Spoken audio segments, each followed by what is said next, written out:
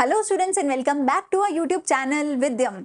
मैं हूं Anshita Jindal, a graduate from Shriram college of commerce, new Delhi. And आज इस वीडियो में हम करने वाले हमारे इंडियन इको का chapter number 1 which is Indian economy on the eve of independence. तो पार्ट 1 ऑलरेडी आ चुका है, आप ऊपर आई बटन से देख सकते हो। एंड आज मैं पार्ट 2 करवाने वाली हूँ। मैंने एग्रीकल्चर करवाया था पार्ट 2 में, आज हम उससे आगे करेंगे। ठीक है, तो हमारे चैनल पे बेटा every Tuesday, Thursday and Saturday 4 बजे तुम्हें अकाउंट्स की वीडियो मिलने वाली है और 7 बजे तुम्हें इको या बिजनेस की वीडियो मिलने वाली है। तो अलार्म लगा के आ जाया करो ट्यूशन के टाइम पे, यहाँ पर आके फ्री में सब कुछ पढ़ लिया करो। टेलीग्राम का चैनल का लिंक नीचे है, वहां पे मेरे खुद के ये हैंड रिटन नोट्स हैं, वो तुम्हें मिल जाएंगे। व्हाट्सएप चैनल को वहां पे जाके तुम फॉलो कर लेना, वहां पे तुम्हें हर रोज हम एमसीक्यूज डालते हैं, वो मिल जाएंगे। तीनों प्लेलिस्ट अकाउंट्स की, इको की, बिजनेस की, सब कुछ डिस्क्रिप्शन में मिल जाएगा। तो कुछ भी चाहिए, हमारा चैनल उसके लिए तुम्हारा वन स्टॉप सोल्यूशन है। जल्दी से लाइक, शेयर एंड सब्सक्राइब कर देना चैनल को। तो हम ऑलरेडी चैप्टर को कर चुके हैं स्टार्ट। मैंने तुम्हें 2 चीजें बोली थी पिछले लेक्चर में, एक कि प्लीज जाके सुन लेना डिस्क्रिप्शन में से इंडियन इको को याद कैसे करना है, वो वीडियो प्लीज सुन लेना, वरना मैं किसी स्पेसिफिक वीडियो की कभी ऐसे नहीं बोलती हूँ कि जाकर सुनो। दूसरी चीज, एक स्टोरी लाइन की तरह पढ़ना तीनों ही चैप्टर्स को, पहले, दूसरे और तीसरे चैप्टर को। ये स्टोरी लाइन की तरह अगर पढ़ोगे तो बहुत आसानी से तुम्हारा काम हो जाएगा। ये मैंने पिछली वीडियो में भी बोला था। अब मैंने तुम्हें यहाँ पे पिछली वीडियो में क्या पढ़ाया था कि ब्रिटिश रूल के आने से पहले क्या था। ठीक है, ब्रिटिशर्स क्यों आए थे, क्या पर्पस था ब्रिटिश रूल का, और फिर मैंने तुम्हें पढ़ाया था कि ब्रिटिशर्स ने आके हमारे एग्रीकल्चर पे क्या खराब इंपैक्ट डाला था, जहां मैंने जमींदारी सिस्टम के बारे में तुम्हें पढ़ाया। ठीक है, फिर मैंने तुम्हें बताया कमर्शियलाइजेशन ऑफ एग्रीकल्चर, फिर हमने पढ़ा low level of productivity, and finally हमने स्कैरसिटी ऑफ इन्वेस्टमेंट के बारे में पढ़ा था। ये सारी मैंने बहुत डिटेल में समझाई थी। देखो, एक पूरी वीडियो आधे घंटे की सिर्फ इसी के बारे में थी, क्योंकि एग्रीकल्चर जो है वो one of the most important topic है तुम्हारे पूरे ही इस चैप्टर में, क्योंकि एग्रीकल्चर के आने के सबसे ज्यादा चांसेस हैं, वही सबसे ज्यादा पूछा जाता है। और मैंने एक और इंपॉर्टेंट तुम्हें क्वेश्चन समझाया था, प्रोडक्टिविटी वर्सेस टोटल प्रोडक्शन का, जिस क्वेश्चन के आने के सबसे ज्यादा चांसेस हैं। ठीक है, तो अगर वो लेक्चर नहीं देखा है पहले, वो जाके देख सकते हो। अब आता है मेरा सेकंड सेक्टर, जो कि है मेरा industrial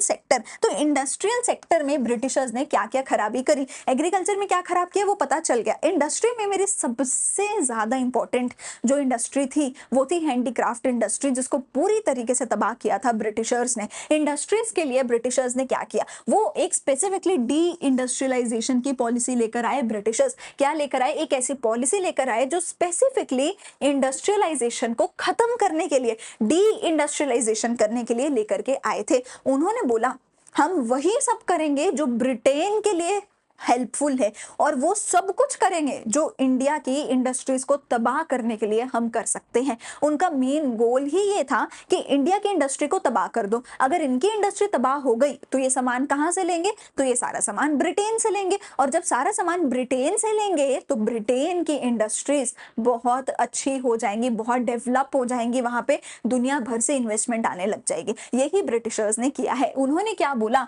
duty free export of raw material to Britain. पिछले वीडियो में भी मैंने बताया था कि ब्रिटिशर्स ने देखो क्या किया। यहां पर तुम देखो ब्रिटिशर्स ने क्या किया, ये एक साइड पे ब्रिटेन की इकोनॉमी है, एक साइड पे इंडियन इकोनॉमी है। उन्होंने बोला कि भैया तुम इंडियन लोग हमें रॉ मटेरियल दोगे, और तुम्हारी इंडस्ट्री तो अब खत्म हो गई है, तो कहीं ना कहीं से तो तुम्हें सामान चाहिए, तो तुम हमारी इंडस्ट्री से फिनिश गुड मंगवा लो, और तुम्हें तुम्हारा जो रॉ मटेरियल तुम बना रहे हो उसके लिए भी हम कह रहे हैं कि हमें दे दो। तो ब्रिटिशर्स ने बहुत सस्ते रेटों में एक्सप्लॉइट कर करके हमारी जनता को हमसे रॉ मटेरियल ले लिया, और फिर बहुत महंगे रेट पे हमें फिनिश गुड्स बेची। और हमारे पास ऑप्शन भी नहीं था, क्योंकि हमारी खुद की इंडस्ट्रीज तो तबाह हो गई है। तो हमें क्या करना पड़ा, ब्रिटेन से जो आया फिनिश गुड वही हमें खरीदना पड़ा। तो ब्रिटिशर्स ने डी इंडस्ट्रियलाइजेशन में देखो क्या किया कि कोई भी तुम्हारे ऊपर टैक्स नहीं लगेगा, कोई भी तुम्हारे ऊपर टैक्स नहीं लगेगा अगर तुम अपना रॉ मटेरियल ब्रिटेन को एक्सपोर्ट करते हो तो। लेकिन अगर तुमने अपना सामान ब्रिटेन के अलावा कहीं भी और एक्सपोर्ट किया तो तुमसे हम बहुत हैवी टैक्सेस वसूलेंगे। अगर तुमने सामान ब्रिटेन में भेजा तो कोई टैक्स नहीं लगेगा, अगर तुमने अपना सामान ब्रिटेन के अलावा दुनिया में कहीं भी भेजा तो तुमसे बहुत हैवी टैक्स हम लेने वाले हैं। ठीक है, दूसरी चीज, अगर स्पेसिफिकली तुमने हैंडीक्राफ्ट कहीं भी भेजा तब तो भैया तुम भूल जाओ कहीं तुम भेज पाओगे, इतना हैवी टैक्स हम तुमसे वसूलने वाले हैं। और अगर तुमने ब्रिटेन से इंडिया में कुछ भी मंगवाया तो वो भी बिना टैक्स के तुम मंगवा सकते हो। जितनी भी फाइनल गुड्स हैं जो तुम ब्रिटेन से इंडिया में मंगवाओगे वो भी बिना टैक्स के मंगवा सकते हो। यानी कि तुम ब्रिटेन से फिनिश गुड मंगवाओ, कोई दिक्कत नहीं है। तुम ब्रिटेन में रॉ मटेरियल भेजो, कोई दिक्कत नहीं है। पर जहां पे तुमने अपना हैंडीक्राफ्ट या कोई भी चीज कहीं और भेजने का सोचा, तो वहां पे हम तुमसे इतना मोटा टैक्स वसूलेंगे कि तुम कहीं पर कुछ बेच ही नहीं पाओगे। और जब तुम बेच ही नहीं पाओगे तो क्या हो जाएगा?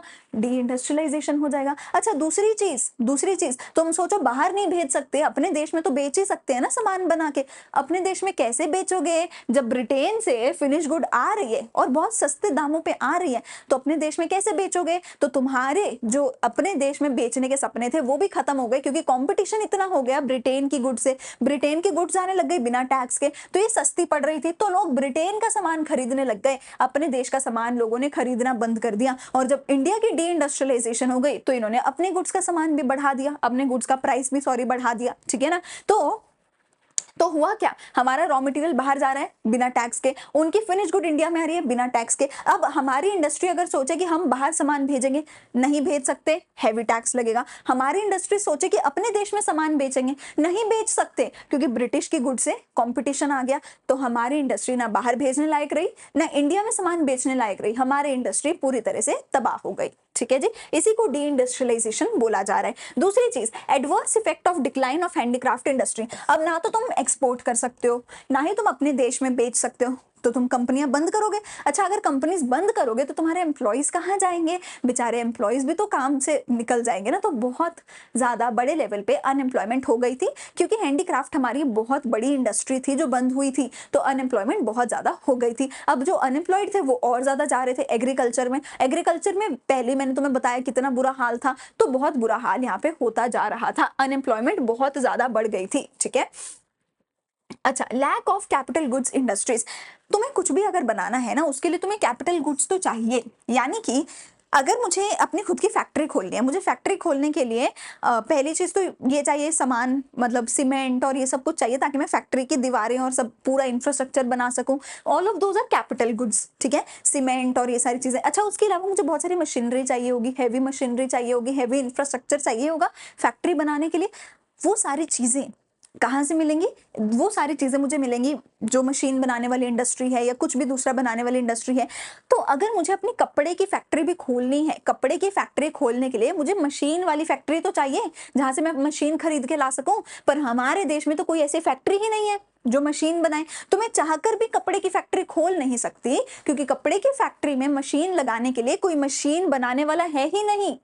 समझ रहे हो? तो कैपिटल गुड इंडस्ट्रीज है ही नहीं, ऐसी इंडस्ट्रीज ही नहीं है जो ऐसे कैपिटल गुड्स बना सके। उनको भी ये लगता था यार कि यहाँ पे कोई खरीदेगा नहीं, कोई बनाएगा नहीं, तो कैपिटल गुड इंडस्ट्रीज खत्म, और इनकी वजह से ओवरऑल सारी इंडस्ट्रीज खत्म। तुम्हें समझ आया? सबसे पहले क्या होगा? मशीन बनानी पड़ेगी, सारा इंफ्रा बनाना पड़ेगा, और फिर इस मशीन और इस इंफ्रा की मदद से तुम कपड़े की, फूड की, ठीक है, फूड की हो गई या फिर क्लोथ्स की हो गई, शूज की हो गई, उन सब चीजों की फैक्ट्रियां बनाओगे। अगर इनकी फैक्ट्रियां नहीं है तो इनकी फैक्ट्रियां कैसे खुलेंगी बिना मशीन के, बिना इंफ्रा के? तो इंडस्ट्रियां वैसे ही तबाह होने लग गई, क्योंकि कैपिटल गुड इंडस्ट्रीज थी ही नहीं हमारे देश में।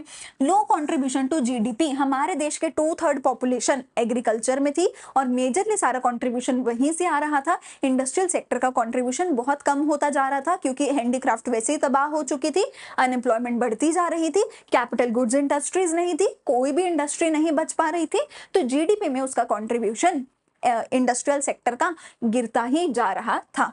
Limited role of public sector, देखो सरकार को ना इन बीच में इंटरफेयर करना ही पड़ेगा, फिर चाहे वो एग्रीकल्चर है, चाहे वो ये सब है, ठीक है, सरकार को बीच में इंटरफेयर करना पड़ेगा। हम कहते हैं सरकार फार्मर्स को सब्सिडीज दे रही है, पैसा खराब कर रही है। तुम्हें पता है सरकार इंडस्ट्रीज को सबसे ज्यादा सब्सिडीज देती है। जितने बड़ा बिजनेसमैन, जितनी बड़ी इंडस्ट्री, उतनी बड़ी सब्सिडी सरकार उनको देती है। चाहे तुम्हें सोलर प्लांट लगाना है, चाहे तुम्हें ईवी कार्स बनाने, तुम्हें कुछ भी बनाना है, सरकार तुम्हें सब्सिडी देगी। ठीक है, हम बेचारे सिर्फ फार्मर्स के पीछे पड़ जाते हैं कि अरे फार्मर्स को सब्सिडी मिल रही है, सरकार का खर्चा हो रहा है। अरे इंडस्ट्रीज को कितनी सब्सिडी मिलती है यार, तो वो सब्सिडी देने के लिए सरकार चाहिए। सरकार किसकी? ब्रिटिशर्स की। और ब्रिटिशर्स की सरकार है, वो तो किसी को सब्सिडी नहीं देगी। चाहे तुम्हें कुछ भी बनाना है, सरकार तुम्हारी मदद नहीं करेगी। आज की डेट में अगर तुम अपना छोटा सा स्टार्टअप भी खोलोगे ना, सरकार तुम्हें सब्सिडीज देती है, सरकार तुम्हें मदद करती है, ठीक है, लेकिन वहां पे सरकार थी ही नहीं मदद करने वाली, तो ऑब्वियसली लोग अपनी इंडस्ट्रीज नहीं खोल पाए। ठीक है, तीसरा सेक्टर मेरे पास यहाँ पे आता है फॉरेन ट्रेड का सेक्टर। फॉरेन ट्रेड से मेरा सिंपल मतलब है इंपोर्ट एंड एक्सपोर्ट, ठीक है, हमारा इंपोर्ट एंड एक्सपोर्ट। तो मैं ऑलरेडी वहां तुम्हें बता चुकी हूँ, हम इंपोर्ट क्या कर रहे थे, फिनिश गुड्स, कहाँ से कर रहे थे, ब्रिटेन से। हम एक्सपोर्ट क्या कर रहे थे, रॉ मटेरियल, किसको एक्सपोर्ट कर रहे थे, ब्रिटेन को। तो टेक्निकली आधे से ज्यादा ट्रेड में किसके साथ कर रही हूँ, ब्रिटेन के साथ। Am I allowed to do trade with other countries, no, I am not allowed to do that. क्यों, why am I not allowed, क्योंकि दूसरे देश के साथ जैसे ही ट्रेड करूंगी ब्रिटिशर मेरे से मोटा टैक्स वसूलेंगे।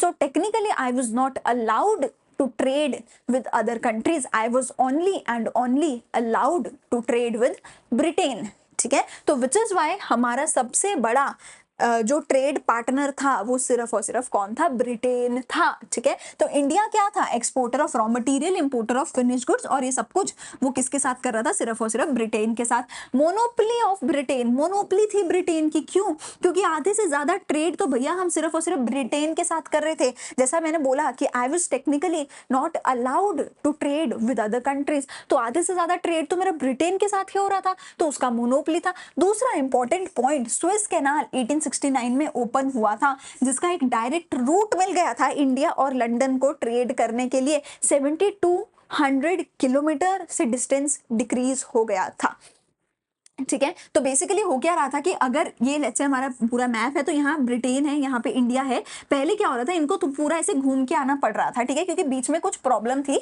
स्विस कैनाल बीच में क्लोज्ड था, तो पहले ऐसे पूरा घूम के आना पड़ता था। पर ये जो स्विस कैनाल है ये 1869 में ओपन हो गया, जिसकी वजह से अब मुझे ऐसे घूम के नहीं, अब मैं सीधा ऐसे जा सकती हूँ। तो 7200 किलोमीटर से जो डिस्टेंस है वो कम हो गया। अब जब डिस्टेंस कम होगा तो ऑब्वियसली बहुत कम टाइम लगेगा, बहुत कम पैसा लगेगा सामान को इधर से उधर जाने में, विच इज वाई इंडिया और ब्रिटेन का ट्रेड और भी ज्यादा बढ़ गया, ठीक है। तो क्या बोल रही हूं मैं कि वैसे ही 50% से ज्यादा ट्रेड हम सिर्फ ब्रिटेन के साथ कर रहे थे, लेकिन पहले हम लॉन्गर रूट लेते थे, क्योंकि स्विस कैनाल जो जगह थी ये क्लोज्ड हुआ करती थी पहले, इसके थ्रू हम ट्रेड नहीं कर सकते थे, ये ग्लोबल लेवल पे क्लोज थी।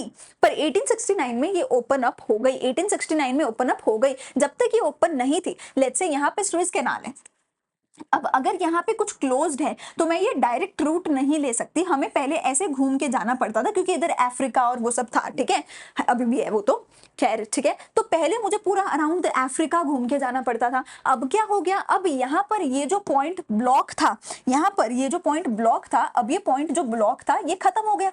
तो अब क्या हो गया, अब क्या हो गया, वो जो पॉइंट ब्लॉक था वो खत्म हो गया, अब वो खुल गया, अब डायरेक्टली हम ट्रेड कर सकते हैं, अब हम डायरेक्टली ट्रेड कर सकते हैं। 7200 किलोमीटर का डिस्टेंस कम हुआ, बहुत कम टाइम लगने लगा, बहुत कम कॉस्ट लगने लगी, तो इंडिया और ब्रिटेन का ट्रेड इवन ज्यादा हो गया, इवन ज्यादा हो गया इंडिया और ब्रिटेन का ट्रेड, ठीक है।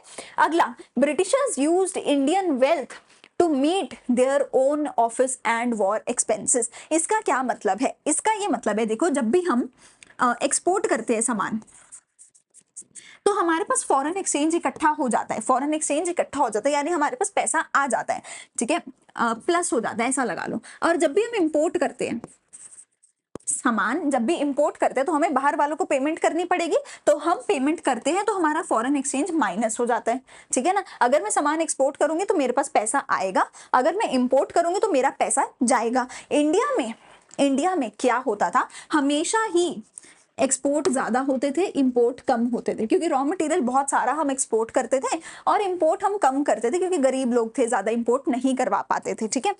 अब एक्सपोर्ट ज्यादा है, इंपोर्ट कम है, यानी कि पैसा ज्यादा आ रहा है और माइनस कम हो रहा है, विच मीन्स इंडिया सरप्लस में था, विच मीन्स इंडिया का ट्रेड सरप्लस था। तो अगर एक्सपोर्ट ज्यादा है, पैसा ज्यादा आ रहा है, और इंपोर्ट कम है तो थोड़ा सा पैसा बाहर जा रहा है, तो हम सरप्लस में थे। अब जब भी आज की डेट में हमारे पास पैसा आता है, वो कहाँ जाता है, हमारे देश के आरबीआई के पास जाता है, आज की डेट में मैं कह रही हूँ। और आरबीआई उस पैसे का यूज किसके लिए करता है, इंडियंस के लिए करता है, इंडिया के लिए करता है, ठीक है। आरबीआई के पास वो सारा पैसा इकट्ठा हो जाता है जो भी एक्सपोर्ट करके हमारे पास आया है, ठीक है। पर उस टाइम पे तो आरबीआई नहीं था, उस टाइम पे तो इंडियन गवर्नमेंट ही नहीं थी, उस टाइम पे तो ब्रिटिश गवर्नमेंट थी। तो ब्रिटिश गवर्नमेंट क्या करती थी, जितना भी हमारे पास एक्सेस मनी आता था ये ट्रेड करवा के ठीक है, ये एक्सपोर्ट करके वो सारे पैसे को इंडियंस के ऊपर यूज नहीं करती थी, इंडिया के लिए यूज नहीं करती थी, वो सारे इस ट्रेड सरप्लस को किसके लिए यूज करती थी, अपने खुद के ऑफिस बनाने के लिए, अपने खुद के वॉर के एक्सपेंसेस को फंड करने के लिए वो इंडियन वेल्थ को यूज करती थी। इंडियन वेल्थ से यहाँ मेरा क्या मतलब है कि ये जो भी ट्रेड सरप्लस होता था, तो जितना भी एक्सेस मनी हमारे पास आता था एक्सपोर्ट्स करके, इस सारे पैसे को ब्रिटिशर्स किसके लिए यूज करते थे, अपने खुद के ऑफिस बनाने के लिए। ऑफिस क्यों बनाने, ताकि इंडिया इतना बड़ा है, नॉर्थ से लेके साउथ ईस्ट वेस्ट है ना, वो पूरे भारत देश में अपने ऑफिस खोल सके, ताकि वो उन ऑफिसर्स के थ्रू जो है पूरे देश भर में अपना कंट्रोल बना सके। और जब भी उनकी कोई लड़ाई होनी होती थी, किसी ना किसी देश के साथ चलती रहती थी, है ना, किसी ना किसी पे राज करेंगे, फिर कोई लड़ेगा, तो उस वॉर एक्सपेंसेस को और ऑफिस एक्सपेंसेस के लिए हमारे पैसे को यूज करते थे। सोचो कितना गलत है, हम ही एक्सपोर्ट कर रहे हैं, पैसा हमारा यूज वो लोग कर रहे हैं। It's so wrong, right. ठीक है, चलो अगला मेरे पास यहाँ पे आता है डेमोग्राफिक कंडीशन। तो डेमोग्राफिक से मेरा मतलब होता है हमारे देश के जो इंसान है, ठीक है, या हमारे देश की जो जनता है, उनसे रिलेटेड बातें। ठीक है, डेमोग्राफिक्स का हमेशा ही क्या मतलब होता है, हमारे देश के जो इंसान है, हमारे देश की जो पॉपुलेशन है, उनका क्या हाल था, उनकी क्या हालत थी, क्या कंडीशन थी, इसके बारे में हम बात करेंगे। तो मैंने तुम्हें बता दिया इंडस्ट्रियल सेक्टर कैसा था, एग्रीकल्चरल सेक्टर कैसा था, फॉरेन सेक्टर कैसा था। अब लोग कैसे थे, लोगों की क्या हालत थी। तो high birth rate and death rate, birth rate भी बहुत ज्यादा था, डेथ रेट भी बहुत ज्यादा था। बर्थ कितने हो रहे थे, 48 बर्थ हो रहे थे पर 1000 पीपल, हजार लोग, हर 1000 लोगों के ऊपर 48 बर्थ हो रहे थे। लेकिन डेथ भी उतनी ही हो रही थी, पर 1000 पीपल 42 डेथ्स हो रही थी। और ये सारा कुछ क्या है, एक साल में है, इन एन ईयर। ठीक है, बर्थ या डेथ रेट का क्या मतलब होता है, कितने बर्थ हुए पर 1000 इन 1 ईयर, या कितनी डेथ हुई पर 1000 इन 1 ईयर। ठीक है, तुम देखो 48 लोग ऑलमोस्ट पैदा होते हैं एक साल में और पर 1000, ठीक है, और ऑलमोस्ट 42 लोगों की डेथ हो जाती है पर 1000 in an year. So can you see दोनों ही नंबर बहुत ज्यादा है। ठीक है, एंड दोनों ही नंबर ऑलमोस्ट सेम है, व्हिच मींस इस टाइम पे हमारी जो पॉपुलेशन है वो बहुत ज्यादा इंक्रीज नहीं होती थी। आज की डेट में पॉपुलेशन लगातार इंक्रीज हो रही है, क्योंकि हमारी फैसिलिटीज काफी इंप्रूव हो गई है, हॉस्पिटल्स वगैरह काफी बेटर है, तो डेथ रेट काफी कम हुआ है, काफी ज्यादा कम हुआ है। ठीक है, विच इज वाई आज की डेट में पॉपुलेशन लगातार इंक्रीज हो रही है, जो कि ऑब्वियसली अच्छी बात नहीं है। इतनी पॉपुलेशन हम, है ना, ओवरबर्डन हो गया है हमारा इंडिया, पर इतना भी ये भी अच्छा नहीं है कि इतने लोग मर रहे हैं। ठीक है ना, 42 पर 1000 की डेथ रेट है एक साल में। तो उस टाइम पे हमारी पॉपुलेशन ऑलमोस्ट स्टेबल रहती थी, बढ़ती नहीं थी, क्योंकि ऑलमोस्ट दोनों सेम ही नंबर्स है। ठीक है, extremely low literacy rate, literacy rate तो बिल्कुल ही कम था। ठीक है, ओवरऑल लिटरेसी रेट था 16% से भी कम, और फीमेल्स का स्पेसिफिकली देखा जाए तो ये जो लिटरेसी रेट था ये 7% से भी कम का लिटरेसी रेट था। अगर पूरी पॉपुलेशन का देखा जाए तो मेल्स प्लस फीमेल्स मिला करके तो 16% से भी कम का लिटरेसी रेट था, और स्पेसिफिकली फीमेल्स का तो बिल्कुल ही कम था, क्योंकि लोगों को ये होता था यार पैसा ही नहीं है, लड़की को कहाँ पढ़ाएंगे, इसकी तो अभी शादी भी करनी है। ठीक है, तो वो तो लेस देन 7% का रेट था, विच इज बहुत ही कम, बहुत ही ज्यादा कम। हम लोग चाहते हैं हमारी 100% लिटरेसी हो, अगर 90% भी होती है आज की डेट में तो हम कहते हैं कि बहुत कम है। And these are such low figures, 16%, 7%, single digit figures. हम चाहते हैं ट्रिपल डिजिट हो, 100% हो। ठीक है, पुअर हेल्थ फैसिलिटीज, जिसकी वजह से air and water borne diseases हो रही थी, मतलब हमारी हालत बहुत ही खराब थी। सैनिटेशन अच्छा नहीं था, पानी अच्छा नहीं था, हवा अच्छी नहीं थी हमारी, एंड अगर कोई बीमार होता था तो हॉस्पिटल्स भी अच्छे नहीं थे, which is why death rate भी इतना ज्यादा था। ठीक है, हेल्थ कंडीशंस बहुत बुरी थी, हॉस्पिटल्स की कंडीशंस बहुत बुरी थी, पानी साफ नहीं था, बहुत बुरी कंडीशन हमारी वहां पे थी, और अगर कोई बीमार होता है तो हॉस्पिटल भी अच्छे हमारे पास नहीं थे। इनफैंट मोर्टालिटी रेट, यानी कि जो बच्चे पैदा हो रहे हैं, ठीक है, इनफैंट जो 1 साल से अंडर, 1 साल से भी छोटी उम्र का बच्चा है, ऐसे कितने लोग मर रहे हैं एक साल में पर 1000। ठीक है,